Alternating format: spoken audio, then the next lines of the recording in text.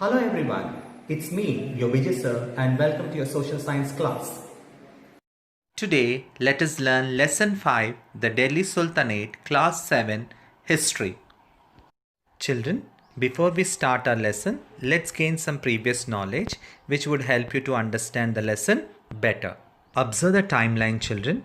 So, in 8th century CE, India witnessed Arab invasions, children. Muhammad bin Qasim conquered Sindh in 712. The Arabs were followed by the Turks, children. Mahmud of Ghazni led the first series of invasion in 1018 and raided Mathura and Kanuj. In 1026, he plundered the Somnath temple, which is in Gujarat. In 1191, first battle of Tarain was fought in which Prithviraj Chauhan defeated Muhammad Ghori, children. In 1192, second battle of Tarain was fought in which Muhammad Ghori defeated and captured Prithviraj Chauhan. In 1194, Muhammad Ghori defeated Raja Jayachandra in the Battle of Chandwar. Children, let me give you a brief idea about Mahmud of Ghazni. Mahmud was the ruler of Ghazni, which is in present day Afghanistan. He wanted to raise a large army and make Ghazni the most powerful kingdom in the region. For this, Mahmud needed money. He had heard about the wealth of India, so he decided to invade India, children. In a span of 26 years, children, 1000 to 1026, Mahmud invaded India 17 times. Mahmud's early raids were against Hindu Shahi rulers. His subsequent raids were against the rich temple towns of India, which include Mathura and Kanuj in 1018 and Somnath in 1026, and he looted a lot of wealth from these temples, children. Children, let me give you a brief idea about Muhammad Ghori, children. He was the king of a small kingdom, Ghor, in present-day Afghanistan. After Mahmud of Ghazni's death, children, Muhammad Ghori declared himself as an independent king. He also annexed all the Ghaznewar territories of Mahmud of Ghazni. Muhammad Ghori was an ambitious ruler. He wanted to expand his empire.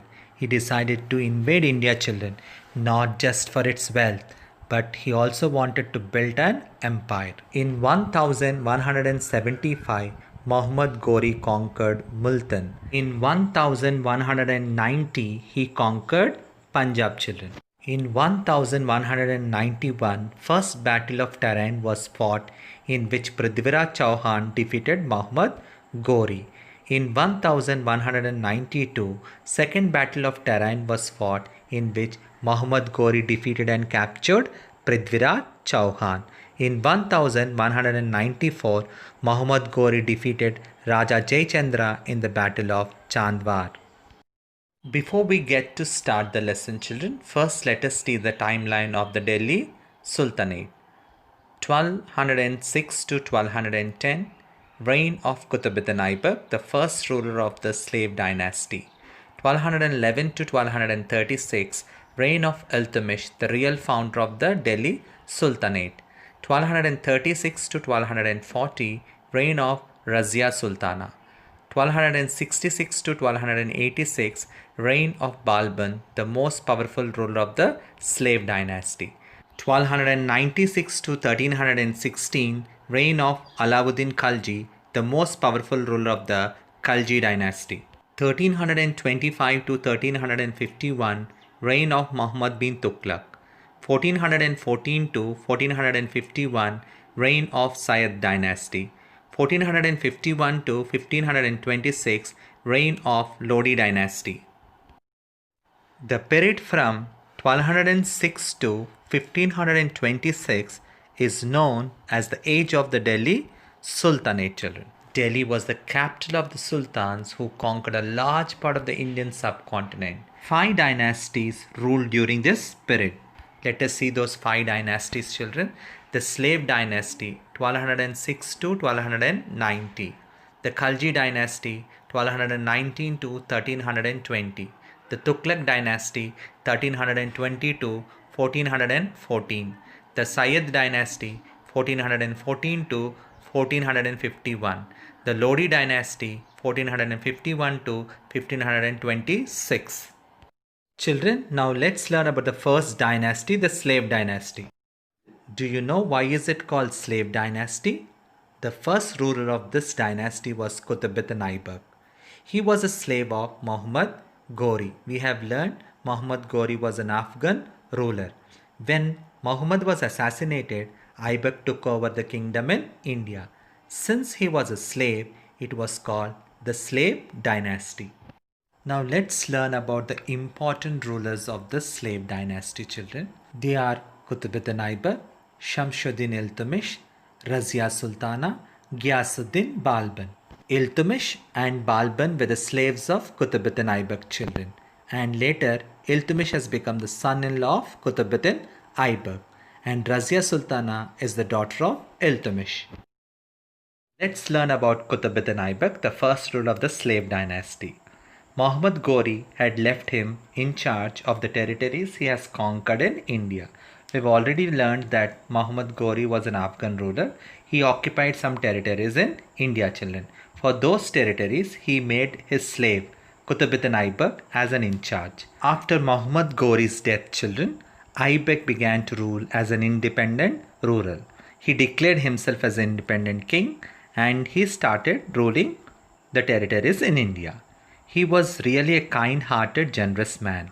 He was called Lakh Baksh, or giver of lakhs, children, because he gave away a lot of wealth in charity.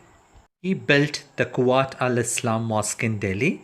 Aibak also started the construction of Qutub Minar, children, in Delhi, but he could not complete, but it was completed by Iltutmish. Qutub Minar is the most majestic architectural masterpiece of the Delhi Sultanate, children. There are about 379 steps leading to the top. Do you know, children, why is this tower built? Qutub Minar, it is also called as Victory Tower. The tower was built to celebrate the Muslim dominance in Delhi after the defeat of the Delhi's last Hindu ruler by Qutbuddin Aibak.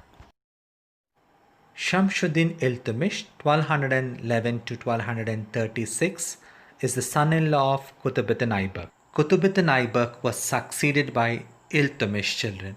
He was considered the real founder of the Sultanate. He undertook many steps to make the Delhi Sultanate strong, children. He shifted the capital from Lahore, it is in present-day Pakistan, to Delhi. Consolidated his position by suppressing the rebellious nobles and the Rajput chiefs. So he suppressed who were against him, that is the nobles or the Rajput chiefs, children.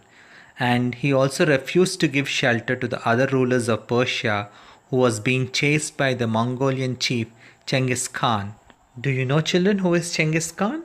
He is the chief of Mongolian tribe and he was associated with many massacres, children.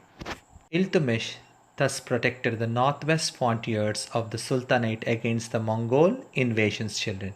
He also expanded the empire up to Bengal in the east. He reorganized the land revenue system. Reorganized means once again planned properly, children, and collected taxes. A proper tax on the land was fixed and it was collected, and minted coins out of gold and silver. So gold and silver coins were also used during that time. He completed the construction of Qutub Minar. We have discussed, children, it was started by Qutbuddin Aibak, but he could not complete it, but it was completed by Iltutmish.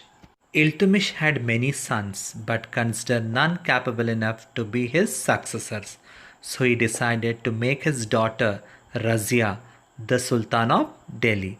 But the nobles were unhappy with his choice. After the death of Iltutmish's children, the nobles placed Ruknuddin Firoz Shah, a son of Iltutmish, on the throne. Ruknuddin proved to be incapable ruler. He was not able to control properly, children, or rule properly. So Razia, with the support of people of the city, became the next ruler of the Delhi Sultanate. Razia Sultana, 1236 to 1240. Razia's reign was short but eventful. She ruled for a short period, children, but she was a very successful ruler. She established law and order and led the army by standing in the front, children. She also undertook many welfare measures such as building of roads and setting up of dak chowkis. Dak chowk means postal stations, children. The nobles, however, opposed her because they hated taking orders from a lady, children.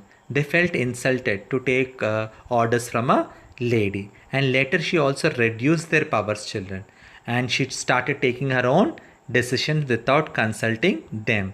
The nobles got together and revolted against her. She was deposed in the sense removed forcefully in 1240 and died soon after. After the death of Razia, children, and till the accession of Balban, many rulers came to the throne. Of this, Naziruddin Muhammad, another son of Iltutmish, ruled from 1246 to 1266. He was just a puppet in the hands of the powerful nobles.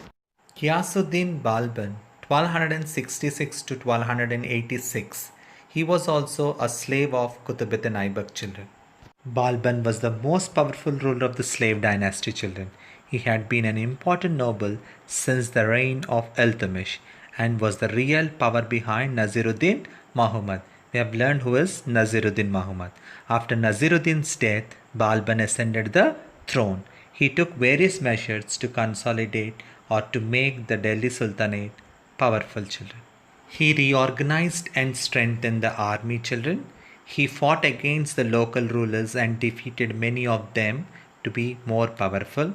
He crushed the powers of the nobles to prevent them from revolting against him. He fortified the northwestern borders against possible Mongol raids, children. He built many forts and repaired the old ones. After Balban's death in 1286, his successors failed to keep the Sultanate intact. In 1290, the rule of the slave dynasty came to an end. The throne of the Delhi passed into the hands of the next dynasty, that is the Khalji dynasty, which we are going to learn.